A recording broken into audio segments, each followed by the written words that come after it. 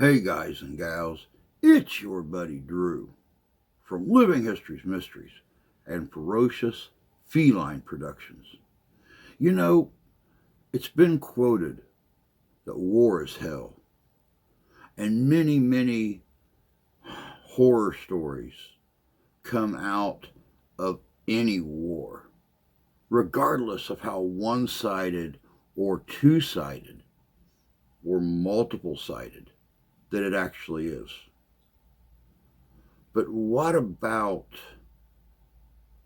being a man who has just realized that you're not a soldier, that the thought of dying terrifies you as much as the thought of taking another life?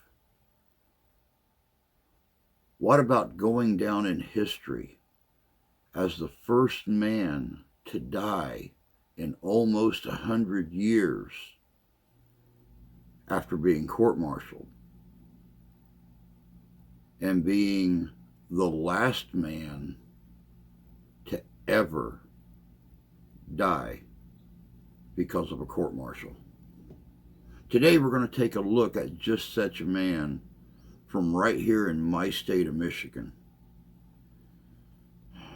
It's a sad story, but it's our history nonetheless. Check this out. This is good.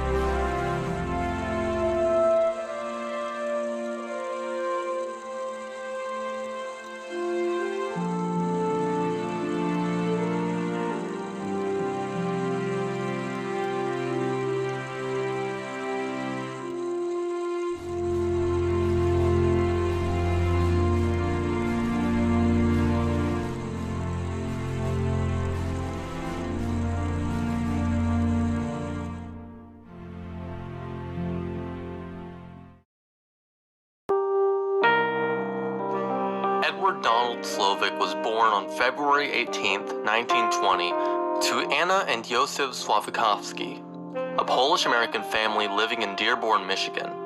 Eddie Slovik was described as a troubled youth in his early years, frequently getting into trouble with the law, starting when he was arrested at 12 years old for breaking into a foundry to steal brass. From the ages of 12 to 17, Slovik would be arrested several times for petty theft, breaking and entering, and other minor crimes. He was fully imprisoned at the age of 17 on October of 1937, and was paroled a year later on September of 1938. He found himself back in prison, however, after he was arrested in January of 1939 for stealing and crashing a car.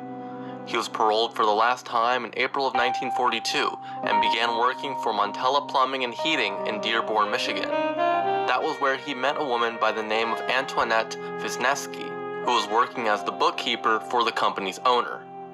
They hit it off, and by November 7th of 1942, they were married. All the while, World War II was raging, and America was ramping up its involvement in the European front, fighting a vicious war in North Africa alongside the other allies against the Axis. Men across the country were being drafted to fight, but due to his criminal record, Eddie had been classified as morally unfit for duty and was never drafted. That changed in late 1943, however, when he was reclassified as being fit for duty and was subsequently drafted. After making his way through basic training, Private Eddie Slovik was sent to France, arriving on August 20th of 1944 as one of 12 replacements for Company G of the 109th Infantry Regiment, U.S. 28th Infantry Division. During basic training, Slovik had become friends with Private John Tanky, another soldier sent as a replacement for the company. During their movement to meet up with the company, however, the group that Slovik and Tanky were traveling with were pinned down during an artillery attack and separated from the rest of the detachment. During this encounter with German artillery, Slovik said he found out he wasn't cut out for combat and began to think of ways to leave the front lines before he was killed. Eventually, Slovik and Tanky found a Canadian military police unit and stayed with them for the next 6 weeks. Tanky wrote to the 109th Regiment explaining that they had been separated from the rest of the detachment and were able to return to duty on October 7, 1944. No charges were ever filed on either of them because a lot of replacements were having trouble finding their units due to the rapid movement of the Allied forces. One day after returning to his unit, on October 8, 1944, Slovik decided to ask his company commander, Captain Ralph Grotti, about desertion. Slovik told his commander that he was too scared to serve in the frontline company he had been assigned to, and asked if running away would be considered desertion. Captain Grotti told him it would, and refused to reassign him. The next day, October 9th, Slovik took matters into his own hands. Tanky tried to persuade him not to desert, worried about the punishment his friend might face, but his mind had already been made up. He walked several miles to the headquarters attachment and approached an enlisted cook with a handwritten note, confessing his intent to desert. It read, "I, Private Eddie D. Slovik, 36896415, confess to the desertion of the United States Army. At the time of my desertion, we were in Elbeuf in France. I came to Elbeuf as a replacement. They were shelling the town, and we were told to dig in for the night. The following morning, they were shelling us again. I was so scared, nerves and trembling. At the time the other replacements moved out, I couldn't move. I stayed there in my foxhole till it was quiet and I was able to move. I then walked into town, not seeing any of our troops, so I stayed overnight at a French hospital. The next morning I turned myself over to the Canadian Provost Corps. After being with them 6 weeks, I was turned over to American MP. They turned me loose. I told my commanding officer my story. I said that if I had to go out there again, I'd run away. He said there was nothing he could do for me, so I ran away again, and I'll run away again if I have to go out there. Signed, Private Eddie D. Slovik, ASN 36896415. The cook took Slovik to an MP, who then took him to his company commander, who urged Slovik to destroy the note, effectively asking him to take his confession back in privacy in order to avoid any punishments. Slovik believed the worst he would face was the short prison sentence that had been standard for deserters, and that his sentence would be commuted after the end of the war. So Slovik was confident he was better off taking the punishment and avoiding military service. He already had a criminal record, so a dishonorable discharge would make little more impact in him getting a job back in America. So Slovik refused to destroy his note.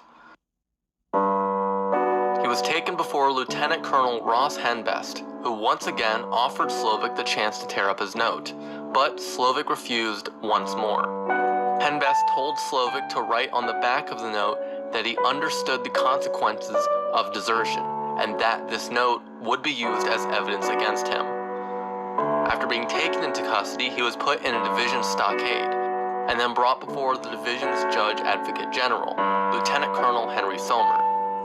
Somer offered Slovik one final opportunity to rejoin his unit in exchange for the charges being dropped, also offering for Slovik to be reassigned to a different division where he could start with a clean slate. He refused one final time, saying, "I've made up my mind. I'll take my court-martial." At this time during the war, the 28th Infantry Division was expected to begin its attack in the Hirtgen Forest, which ended up lasting from September 19th until December 16th. Even before it began, it was expected to be very deadly, which led to an increase in desertion from other soldiers afraid of dying in combat. Slovik was tried by court-martial on November 11, 1944, and was charged with desertion to avoid hazardous duty. he opted not to testify for himself, likely believing that it made little difference in the resulting outcome.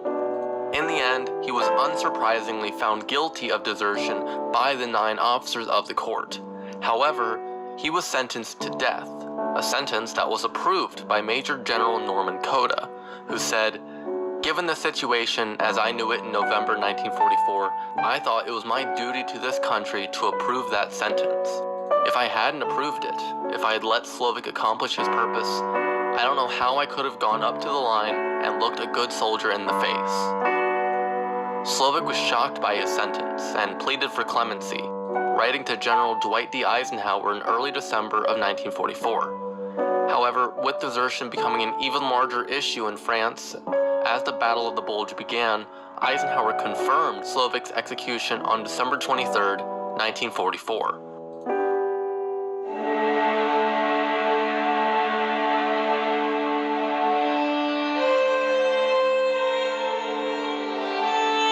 The execution was set to take place at 10:04 a.m. on January 31st of 1945, near the village of Sainte-Marie-aux-Mines, completed by firing squad. As he prepared for his own death, Slovik said that, "They're not shooting me for deserting the United States Army. Thousands of guys have done that. They just need to make an example out of somebody, and I'm it, because I'm an ex-con. I used to steal things when I was a kid, and that's what they are shooting me for. They're shooting me for the bread and chewing gum I stole when I was 12 years old." All of Slovik's military insignias, buttons, and other identifying items were taken off of him, and he was given a blanket to keep himself warm. The location of the execution was a house's courtyard with high walls, intended to keep stray bullets from leaving the courtyard and to prevent any spectators from trying to watch. Slovik was strapped to a wooden post across his chest, legs, and under his arms so that he wouldn't slump while the shots were being fired. 12 men were selected from the 109th Regiment, and all 12 were given standard M1 Garands, with 11 of them having 1 bullet and 1 of them having a blank round. The attending chaplain, Father Carl Patrick Cummings, spoke to Slovik before a hood was placed over his head, saying, "Eddie, when you get up there, say a little prayer for me." Slovik responded, saying, "Okay, Father, I'll pray that you don't follow me too soon." The hood was then placed over Eddie Slovik's head, and the men were told to fire. All 11 bullets hit, with 4 of them being fatal. An army physician on site quickly noted that Slovik was not yet dead, but as the men reloaded to fire another volley, he died at the age of 24. The entire execution took only 15 minutes. Private Eddie Slovik was buried at Wazane American Cemetery and Memorial, specifically alongside other American soldiers who had been executed for other crimes such as rape or murder. In this cemetery, none of the plots have the soldiers' names, instead having an identification number for every soldier, so only those with the information available know the exact location of each soldier. Eddie Slovik's wife, Antoinette, spent the rest of her life petitioning the Army for her husband's remains to be returned to Michigan until her death in 1979. In 1981, Bernard Kalka, the Macomb County Commissioner and a Polish-American World War II veteran, took up Antoinette's case and petitioned for the return of Slovik's remains. In 1987, Kalka managed to convince then-President Ronald Reagan to approve for Slovik's remains to be exhumed and returned to the United States. He was moved from Row 3, Grave 65 of Plot E to Detroit's Woodmere Cemetery, where he was reburied next to his wife. 7 separate presidents were also petitioned to grant Slovik a posthumous pardon. Harry S. Truman, Dwight D. Eisenhower, John F. Kennedy, Lyndon B. Johnson, Richard Nixon, Gerald Ford, and Jimmy Carter, although no such pardons were ever granted. The tale of Eddie Slovik is an interesting one, with analysts still debating the legitimacy of Slovik's execution. While his crime is indisputable, there's a lot of concern over his sentence and why he was sentenced to death. While dozens of soldiers were executed by the US government over the course of the First and Second World War for various crimes, Eddie Slovik was the only one executed for desertion, and was, in fact, the first soldier executed in almost 100 years since the Civil War, and he's been the only soldier executed for desertion since. Colonel Robert C. Bard of the Judge Advocate General's Office noted that between January of 1942 and June of 1948, 2,864 Army personnel were tried for desertion. 49 were convicted and sentenced to death, but 48 of those sentences were commuted by a higher authority, leaving only Eddie Slovik to be executed. After all of the dust had settled, at least one of the members of the tribunal came to believe Slovik's execution was an example of injustice brought on by a flawed process. And Eddie Slovik, while undoubtedly guilty of the crimes he was accused of, seems to be a victim of circumstance nonetheless, used by military authorities to prove an example. But at least now he can reside alongside his wife in the country he once called home.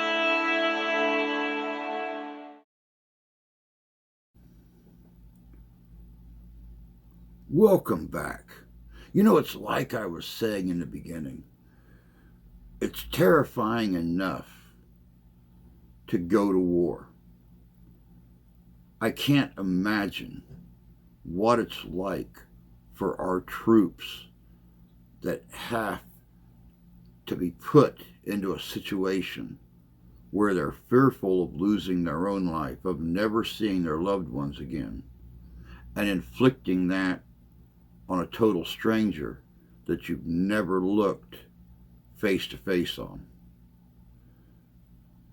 Eddie Slovik had a very troubled youth, but had decided to turn his life around. But when he went to war during World War II, he realized that the fear of what could happen was too much to handle. And even though something like this hadn't happened in almost 100 years, for it to happen to a man who was just afraid, and then for it to take almost another 30, 40, almost 50 years to be brought back home is truly sad. I hope you enjoyed this look at the last man executed for desertion. It's a truly sad story, but as I said before, it's our history nonetheless and deserves to be remembered. Until next time, take care of yourselves. Take care of each other. God bless you. God love you. We do. And we'll see you out there.